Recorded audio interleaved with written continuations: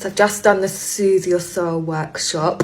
This is for probation officers, anyone working in probation, prison, if you're doing P-Quip, because we all know that probation is a stressful job. And are you like constantly in that state, you know, like that anxiety where you're constantly going? It's like, bam, wake up in the morning, go, work, come home, you're doing all the things. And then it's like, actually, like, what is my life? What is going on here? What is my life? So today, we slowed it right down.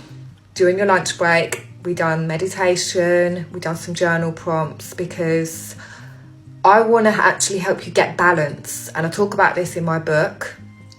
It's on Amazon, Success on Probation, a step-by-step system to reform your life and release yourself from your mental jail. But I genuinely want to help you create balance, because I feel like I have created structures for balance, and it is an ongoing process that needs maintaining. Otherwise, it's so easy to go drastically back to that burnout place.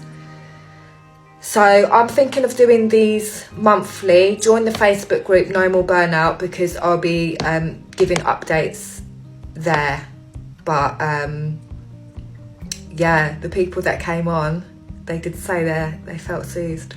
So give it a try.